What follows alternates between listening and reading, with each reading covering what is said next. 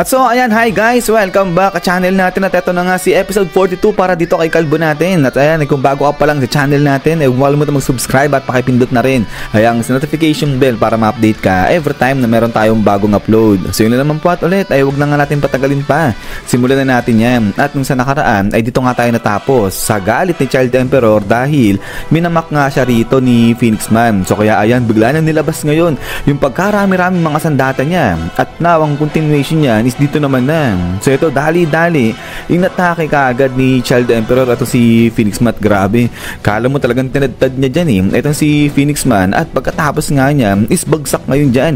Itong si Phoenix Man talagang duguan siya. At ito, binalik kaagad dyan ni Child Emperor yung kanyang sandata dahil tapos kaagad yung laban nila ni Phoenix Man. So dito sabi niya nga ni Child Emperor dyan kay Phoenix Man na kung talaga may talento itong si Phoenix Man, di sana dapat hindi siya naglilingkod dyan sa Monster Association. Pero eto nga, napangiti si Child Emperor. Sabi niya nga dyan, nakapagsalita siya. Akala mo hindi siya ganuning. At then, after nga niya, eto nga ngayon, talikod na. Etong si Child Emperor, alis na nga siya dyan. At sabi niya nga rito kay Phoenix Man, pero ganun pa man rin, salamat kasi nga, tinulungan daw ni Phoenix Man etong si Child Emperor para kumalma. So yun, so nakahinga-hinga na rito etong bata natin. But then, pagkatapos nga rito kay Child Emperor, ay, talo naman dito yan, sa may selda na o kulungan ni Waganma. At eto nga, binabantayan siya dyan ng mga halimaw. Pero biglang may pumasok dito na isang palaka dyan na may gulungan ni Waganma. So ito ay nagulat. Itong si Waganma kasi nga biglang tumalon sa kanya itong palaka at ayun, bigla siyang sinalpukan yan dito sa mahihimukha niya. At then ay ito nga ngayon pilit tinatanggal ni Waganma itong palaka, pero ay matanggal sa mukha niya ang tindi, ang lagkit tuloy, ang kapit nung palaka. So ito, sabi ngayon nung mga nagbabantay sa kanya, so parang ano ba, elefante ba to? Saka crocodile.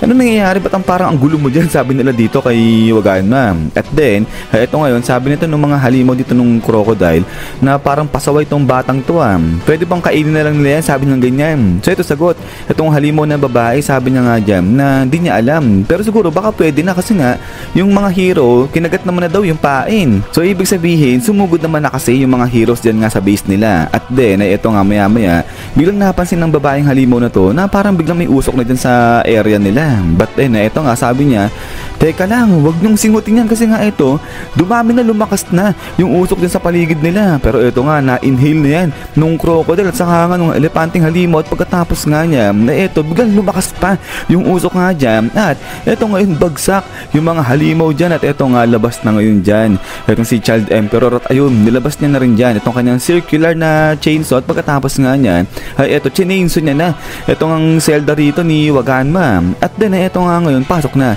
itong si Child Emperor dyan sa selda ni Waganma. So yun, nahihiwagaan na, nagulat itong si Waganma dyan. At ito ngayon, sabi ni Child Emperor kay Waganma na nandiyan siya para iligtas niya itong si Waganma. So ito, sabi nga ni Child Emperor, halika na, umalis na tayo rito. Pero ito, nagugulat pa rin dyan itong si Waganma, hindi niya kilala itong si Child Emperor kasi nga naka-mask yan. Pero ayan, ay habang kinakausap nga rito ni Child Emperor itong si Waganma, ay maya-maya dyan sa bandang taas niya may dumating na parang jelly na parang putik. At pagkatapos nga niyan ay bigla nang sinakluban ng buo itong si Child Emperor dyan. At eto na nga, si Sludge Jelly ulit. So lagi nang hingilam, lagi nang gugulo dyan itong jelly na to. So yun si Child tuloy si Waganma, napakatras patuloy ngayon siya dyan. Pero dito nga makikita na nasa lag kaagad dyan ni Child Emperor gamit niya itong kanyang umbrella. At saka ayan, inactivate niya yung shield niyan. So ito, sabi nga ni Child Emperor, aba, meron palang halimaw rito na immune sa gas. At then, ay ito nga biglang gamit ngayon ni Emperor itong kanyang flute. At ito nga, naging biglang sandata, naging espada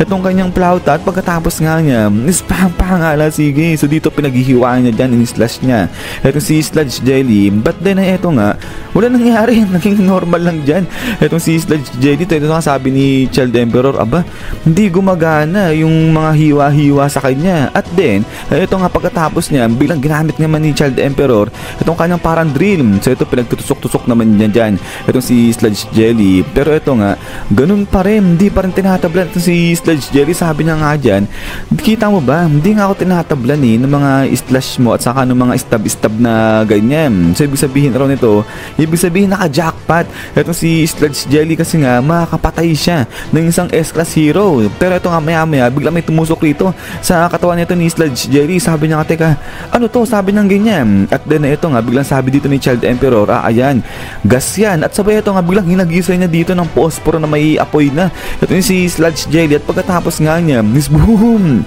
Sumabog! Itong si Sludge Jelly dyan. At so pagkatapos nga nito, ay ito nga, alis ka agad dyan. Itong si Waganma at saka nga itong si Emperor. Sabi nga ni Emperor, halika na.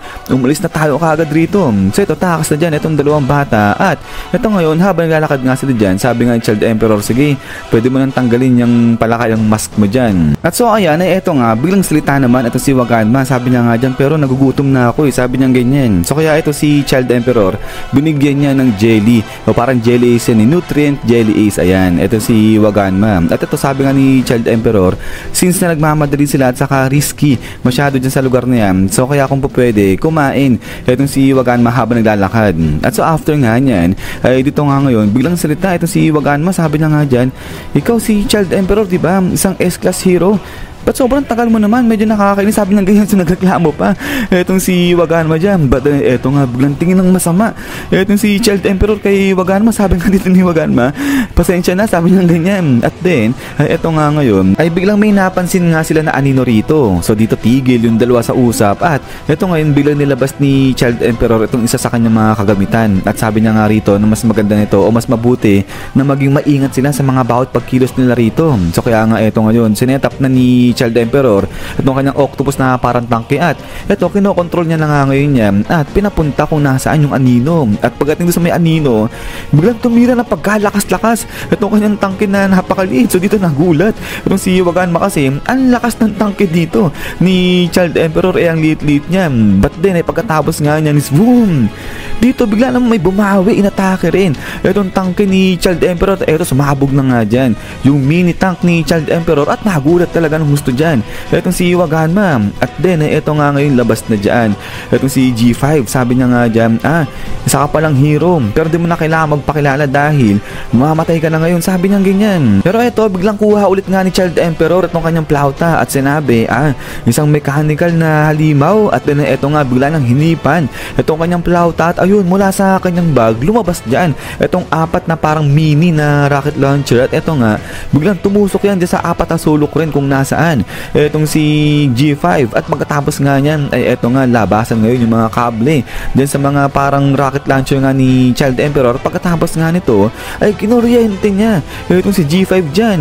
So dito sabi nga ni Child Emperor na hindi makakakilos dyan etong si G5 kasi nga masyadong mataas yung voltage na nilalabas na ito nga ng mga nilabas ng mga device dyan. So ito sabi ngayon ni Waganma, sige mahusay, ibig sabihin pwede nating iuwi yung bagay na yan. But then suddenly eto nga biglang sinira lang yan ito ni G5 ng ganung kadali lang. At sa pagkatapos nga niyan is dito nga ngayon natakot etong si Child Emperor. Eto nga biglang tinulak niya etong si Waganma, medyo pinapalayo niya. At eto nga handa nang umatake rin dito etong si G5 para nga rito kay Child Emperor. At pagkatapos nga nito is yan guys, so hanggang dito lang ito si episode 42 natin. At so ayan ay pagkatapos po nito ay susunod natin si Kaiju number 8. So ayan, so tutuloy lang natin kung saan natapos dun sa last episode niyan. So nasa episode 5 na tayo. So dyan tayo magsisimula kay Kaiju number 8. But din yun nga guys ay ulit maraming salamat sa panood dito kay Saitama natin. So lagi mag-ingat. God bless nila at kita-kits tayo ulit.